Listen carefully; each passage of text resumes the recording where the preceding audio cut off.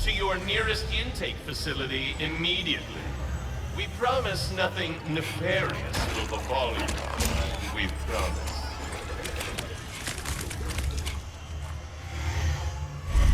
Resistance members, report to the VIP section of your nearest intake facility for compulsory behavioral modification. It will be fun. Fun.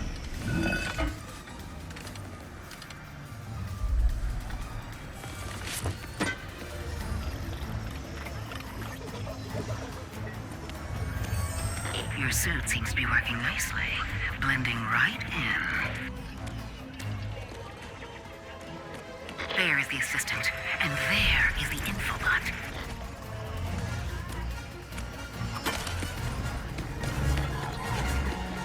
Whew. Masterful work. Now get out of there and decrypt that thing.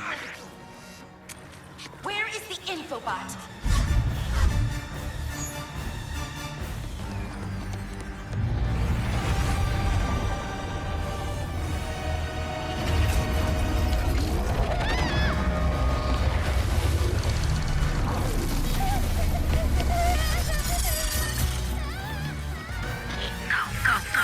Your ship is up ahead. Where are you going?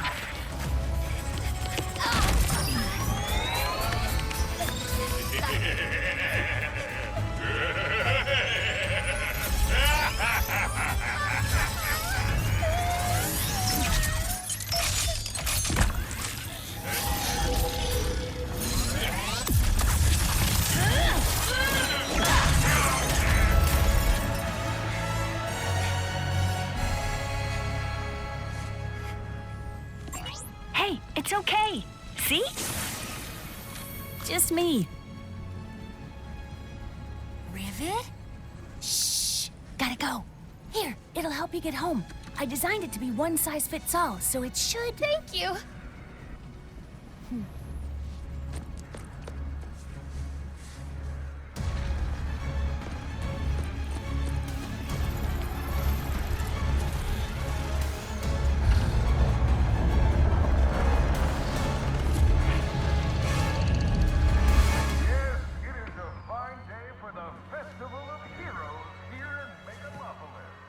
Don't you think it's weird to throw a celebration for us?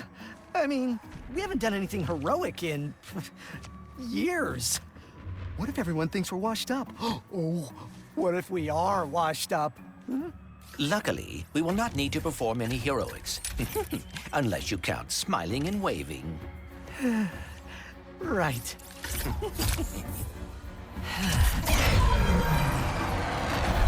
Give a big welcome to the Grand Marshals of our parade, Ratchet and Clank!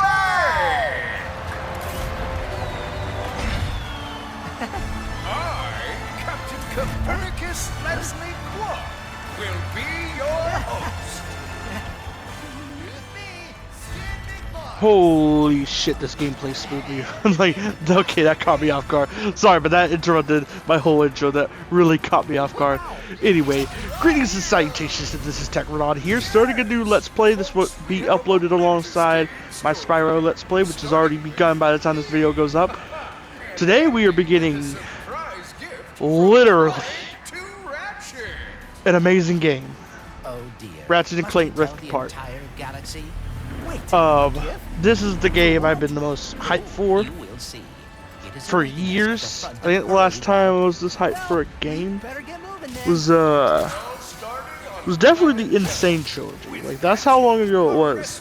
Now, granted, there have been games since the Insane Trilogy that I ended up loving when I played it, but the hype level wasn't the same, you know? Because when the Insane Trilogy came, one of my favorite series, which has been dead since 2008, was being brought back to life, so I was excited.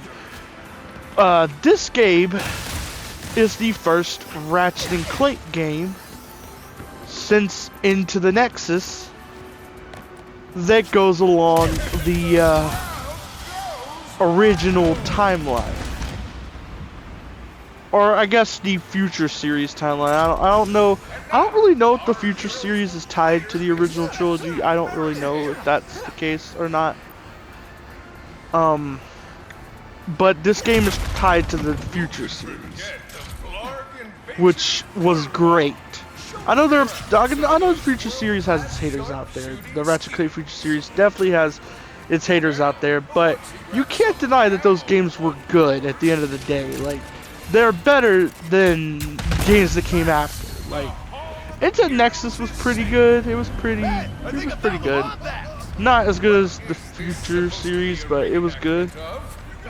But you can't deny that the Future series was better than All for One, Full Frontal Assault, and the remake. You can't deny that it was better than all three of those.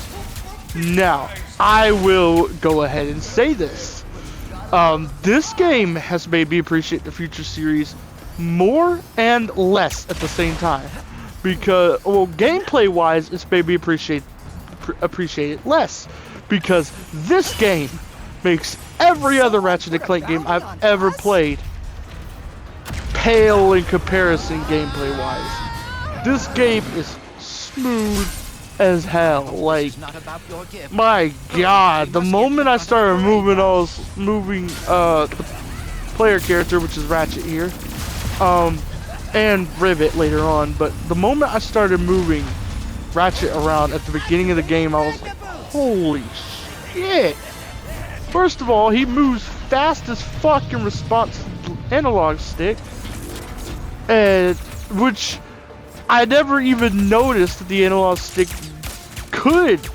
I actually not noticed. I didn't like think the analog stick could respond faster than it has all these years, but here we are. This game set new expectations for me. This is the most responsive game I've ever played in terms of controls. Like, everything is responsive as hell in a good way. Not in a, oh, I pushed a button or I like grazed a button by accident and it set something off kind of way. No, it's smooth as in like it works out. Like, everything you do works out the way you wanted to do it. You move as fast as you want to move. You attack as fast as you wanted to attack. It's amazing. Like, I will say this, I played the 2016 game on easy mode, and always have for a reason. That game's harder difficulties are kind of a cheap kind of harder. Going into this game, I put it on normal. I was like, that's my preferred difficulty anyway. Let's go in on normal, and I will say, I do not regret it, because this game's difficulty is the kind of difficulty I like. See, to me, there's two kinds of difficulties. There's cheap design difficulty, or like cheap difficulty in general, and I'll explain what I mean by that in a little bit. And then there's like good difficulty. Good difficulty is when you play a game, it challenges you. It can still make you rage and all that. That's not bad difficulty. But the kind of challenge it gives you is the kind that makes you want to keep trying. That's the kind of difficulty this game has when you play it on normal or harder, and the kind of difficulty that Crash 4 has. And I'll even throw Resident Evil 2 Remake into that mix. That has that same kind of difficulty. That's why I love Resident Evil 2 Remake. But, and here's the but, we're going to talk about cheap difficulty. Cheap difficulty can come in two ways. Either cheap gameplay design meant to be difficult, but instead it just comes off as like unnecessarily complicated. That is for game. Okay, that is for if you were 100%ing Crash 4. Like if you were going for like all the insanely perfect relics in Crash 4. That is what I think that is. That's why I didn't 100% Crash. If Crash 4 didn't have the insanely perfect relics, I would have tried it. I am not kidding. If it did not have the insanely perfect relics, I would have went back and tried to get everything. That was the one thing where I was like, okay, yeah, I'm not gonna complete this game. There's no point. But yeah, if it wasn't for those, I would have tried to get everything. So yeah, the Insanely Perfect Relics is an example of like a cheap form of difficulty, but it's barely cheap. I'm trying to think of a good, like a better example when it's like really bad. What's a good one here?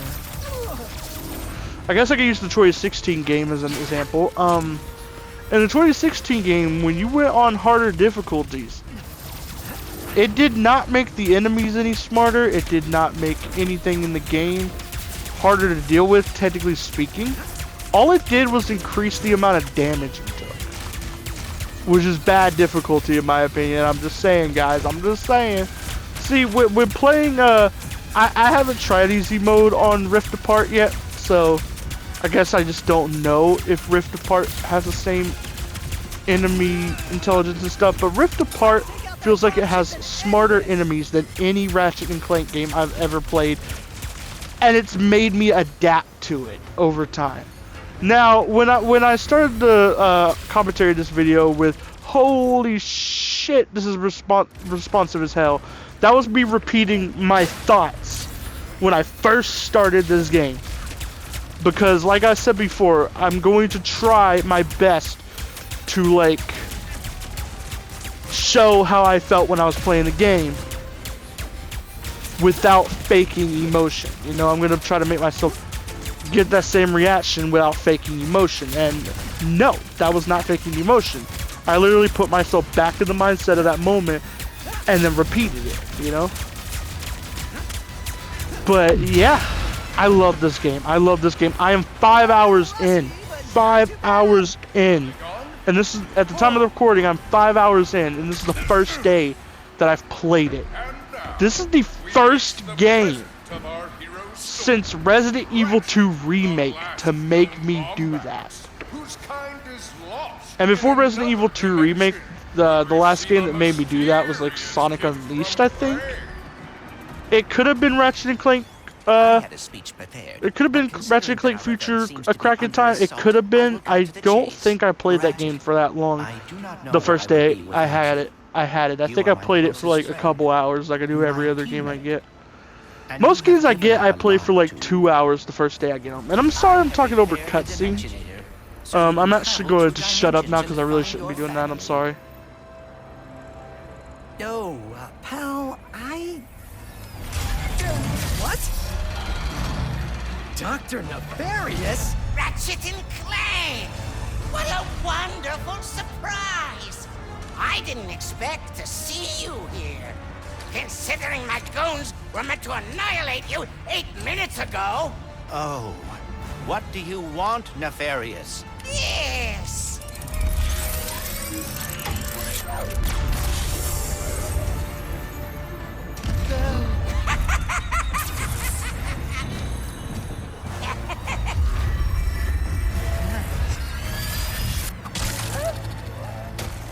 Can't anyone print instruction manuals anymore?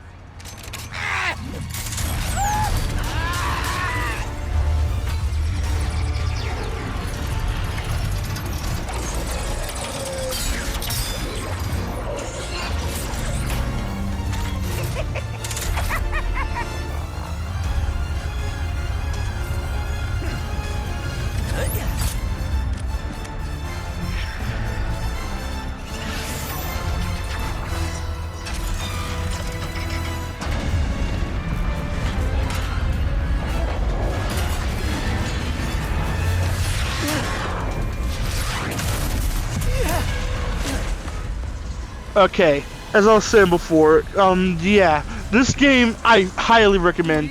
I know it's hard as fuck to get the console that it's on. I know that. That's why when I managed to get the console, I was like, I gotta get this. I gotta get this. I gotta get this game. Because I'm never gonna get this chance again. If this console ever breaks or anything, I'm never getting another one. So I gotta get this game. Now. I gotta get it now, while my console's healthy, and just go with it. Yeah, I know what the Goons of Less are from. They were originally known as the Thugs for Less. I think they're from Ratchet Clank 2, Going Commando. Correct me if I'm wrong, but that's what I remember them from. I never played the original Ratchet Clank trilogy. I know somebody's gonna be like, oh, what? How can you call yourself a Ratchet Clank fan? Well, I never played the original trilogy, because if I did, I would have started with Ratchet 1 and looking at how that game plays. I don't think I would have enjoyed it. I would have skipped right to Ratchet 2 if I did that. But I did play Deadlock. I played every Ratchet and Clank game except for the original trilogy. And Secret Agent Clank. I never played that either. But I played every other Ratchet and Clank game.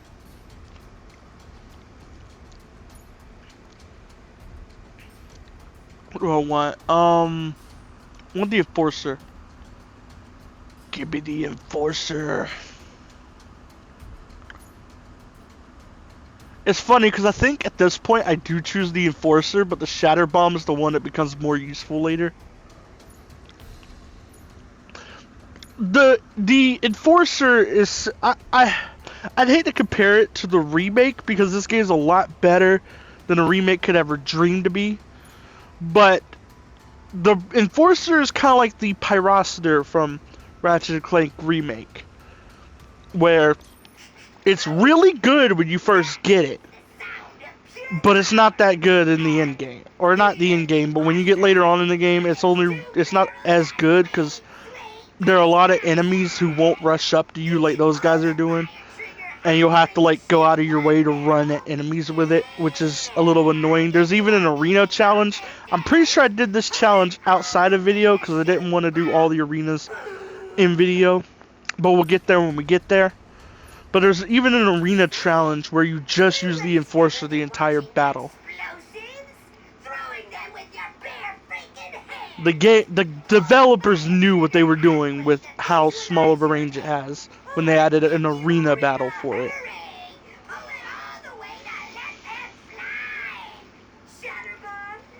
Yeah, now they're showing is it the scatter or the shatter bomb? Shatter bomb. I just read the subtitles. The shatter bomb. Let's get the Enforcer. It's more useful at the moment. It's more useful at the moment, but the shatter bomb will outclass it later. Trust me. Trust me, it will. The shatter bomb ends up being a weapon I use a lot. I typically use both these weapons a lot, though. The shatter bomb is a lot better than the fusion grenade. While we're talking about comparing this to the Ratchet & Clank remake, it's a lot better than the fusion grenade from that game. I will tell you that now. A lot better. Now, I can't really compare a lot of weapons here to that of remake. I can only compare the first 4 you get because they're kind of similar to weapons you get in that game. And pretty much almost every weapon you get in Ratchet & Clank Remake is from a previous game in the series, except for like the Pixelizer. I think that's the only new weapon. I could be wrong, there could be another new weapon, but I think it's the only new weapon in that game. But the only weapons I can really compare, I don't really want to mention the 4th one because it's a weapon I do love, and we'll get there when we get there, like I said with the arena stuff. So I'm not going to mention it, but out of the 3 weapons we know of so far, that you know of so far watching this, if you've never seen this game before, if you never played it before, these weapons are very similar to the Combustor, the Fusion Grenade, and the Pyrocitor. Put down the Dimensionator, Nefarious. Put down the Dimensionator. Yeah, right. Today, you will see what losing feels like. Spoiler, it's exhausting. As soon as I figure out these stupid coordinates. Say goodbye. Hey! What did you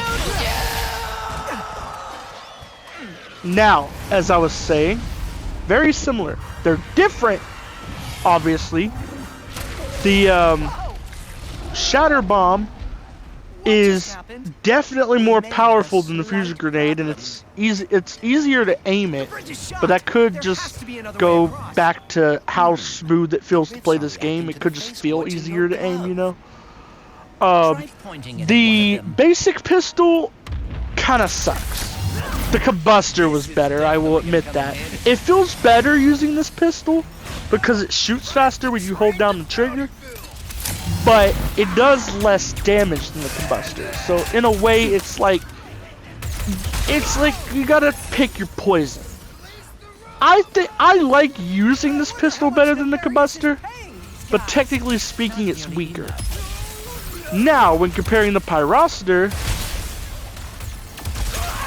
comparing the Pyrocitor to the Enforcer, which is called the Executioner later on. I actually like that name better, but when comparing those two, it's very similar to comparing the Combustor and the pistol, the starting pistol you get in this game, which the Burst Pistol. It's very similar to comparing those, where like it has a strength, but another aspect, like it's stronger than it in one way, but another aspect is nerfed to kind of balance it. Whereas with the Combustor and the Burst Pistol shoots faster but does less damage. When comparing the Pyrocitor and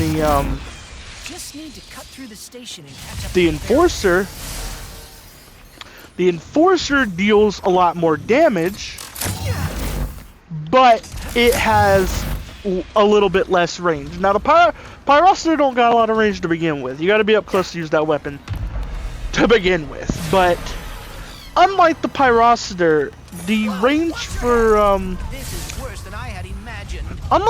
not the range. Unlike the Pyrocitor, the Enforcer is a little more useful later on.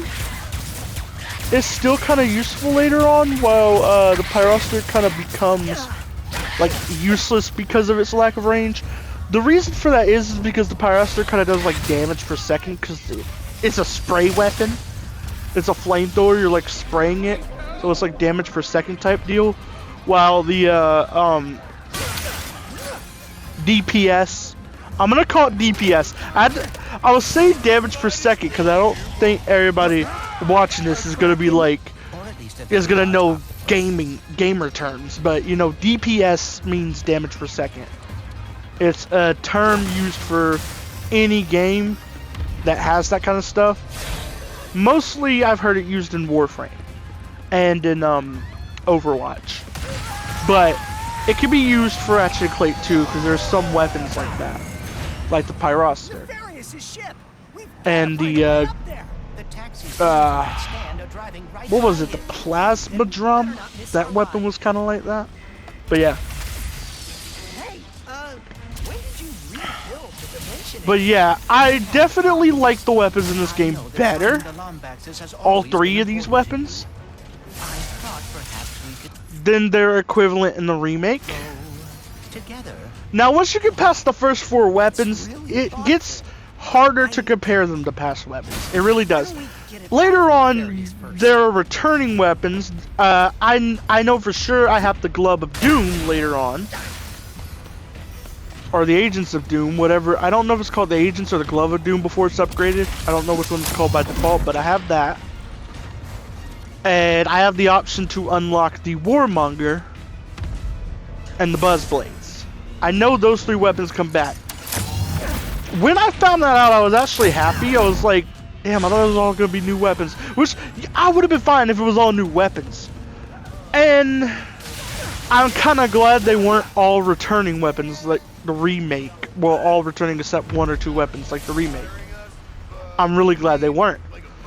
The way it was handled here, like the way we got returning weapons here, feels like a nice surprise, like a nice fun throwback, a nice surprise. You get some weapons you love. I don't like the Buzzblades, but I like the Agents of Doom and the Warmonger. So I'm definitely gonna be getting a Warmonger eventually. But yeah, those are nice choices for returning weapons, because they're I don't think they're ones that are really like overused, technically speaking. I actually don't even remember which game the Warmonger was. I'm pretty sure it was from a future game. But I don't know if it was from Tools of Destruction or no, I think it was from Tools of Destruction. It's either from Tools of Destruction or it's not from the future series. I forget which game the Warmonger's from. I actually, you know what? I'm gonna look it up. But I know the Agents of Doom are from the original trilogy. And I know in the remake they were fun to use. I don't know how. Actually, I've already tested them here. They are fun to use. My bad. I was about to say I don't know how fun they're going to be here, but no, they're fun. I like how I gave away some weapons that come later on, and when I just said I don't want to spoil a certain weapon we get, but the reason I gave those away is because they're returning weapons. You know, they're not anything new. I don't feel like I'm spoiling anything by revealing that. If so, then I'm sorry. Spoiler warning. Ooh, you learn that some weapons return. Big deal. Honestly, that's not a spoiler. I mean, it's surprising to me because I thought this game was gonna just be all new weapons, and I would have been fine if it was. But I'm fine with this as well. This was actually a little nice surprise, and the fact that there's only 3 weapons. It might be 4, but I think it's 3. I'll have to see as I progress, but the fact that it's only 3 weapons is what makes it good, because the 2016 game brought back let me count my head real quick. It was 8 plus 6 or 5 or something like that. No, 6 counting the bouncer, which was a pre-order thing. The remake brought back 14 weapons. And had 1 or 2 new ones. That was not it. That was just not it, Chief. But this game's mostly new weapons. Most of them land. Most of them are weapons that I would want to see brought back. And I'm gonna probably have an unpopular opinion eventually on a certain weapon. It's a positive one for the weapon, but it's saying it's better than another one. I don't know how that's gonna go, because I know some people hate the other weapon, but I know there's probably people out there who love it. And I personally like this game's version of it better. But yeah, let me look up Warmonger, Ratchet, and Clank. Sorry, I got sidetracked. Quickly. We cannot let nefarious overuse the Warmonger actually comes from All for One. I guess something good did come out of that game at the end of the day. You know, something good had to come out of it. I'm sorry for anybody who's a fan of that game, but that game and Full Frontal Assault they're the only even for the 2016 reboot game, I can at least enjoy the gameplay. Full Frontal Assault and All for One are games I never finished, and for good reason. I finished Deadlocked, I finished all 3 future games, I finished Into the Nexus, I finished the remake, I plan to finish this game. There's a reason I did not finish those games.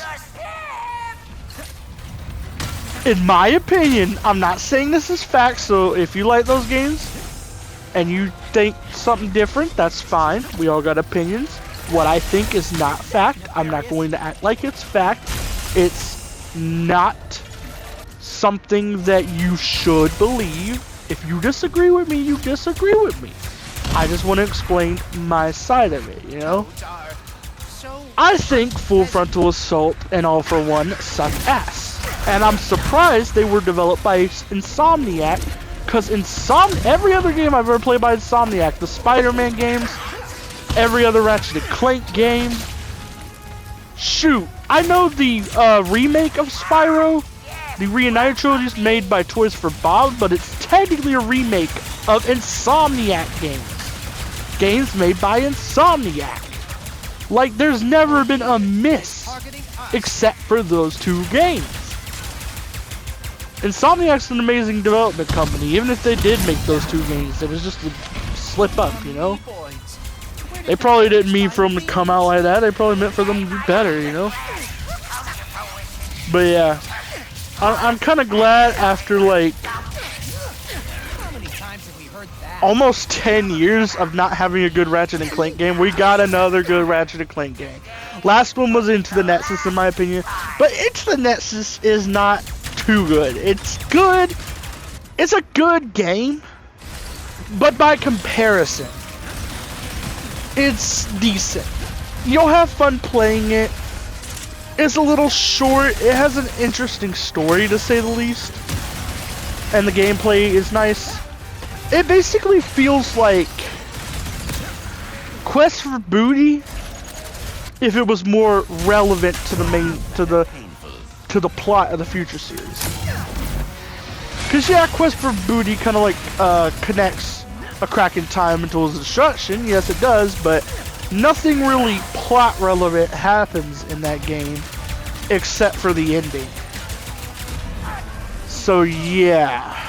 You think a crushing defeat is all it takes to stop me? I mean, yes. Well, think again! We're going to a dimension where I always win, so you can finally know how it feels. Nice one, Nefarious. Now, I know some people don't like how overused Nefarious is. I kind of agree he shouldn't have been in the 2016 game at least, but him being in this game is perfect. Like, he fits the plot here. He's the only villain they could have brought back for this, and introducing a new villain for this wouldn't have made much sense, because why would a new villain want revenge? I mean, I guess it made sense with Stuart Zergo and Full Frontal Assault, but that guy is kind of a weak villain, so I don't count him. But yeah, why would a new villain come in and just do this? Like, they don't have, a new villain wouldn't really have a motive. There aren't really any returning villains who could do this. I mean, if we count the future series, this game and the original trilogy, along with Into the Nexus as the main timeline, right? Then, like, no villain could, besides Nefarious, could really return except maybe Tachyon. This is the part. And that's kind of it. Ratchet, the Dimensionator.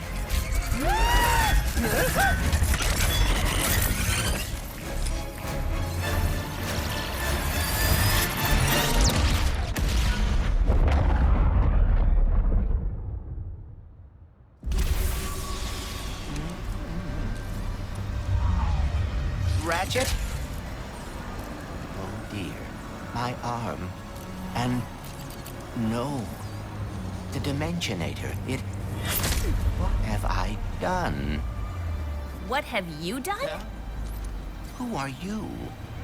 Someone with a lot of questions. Let's go for a ride. Yeah. Wait, I have to find my friend.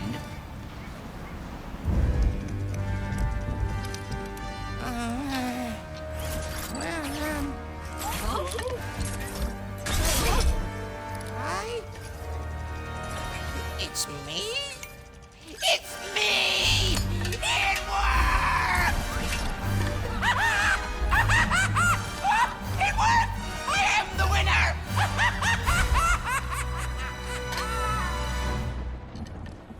Emperor Nefarious, you have returned early from your conquest. Yes, Emperor!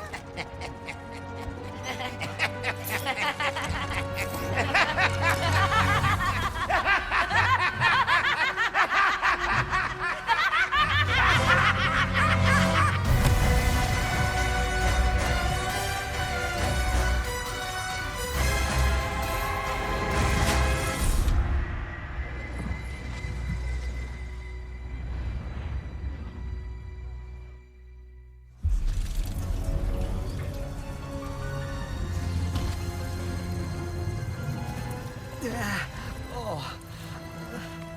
Clank? Clank? Wombax? And we get our first reveal. See, this you know what? I'm not going to talk about this, but we get our first point of Ratchet knowing there's another Lombax. But anyway, we're gonna end off the video here. Bye. Game over.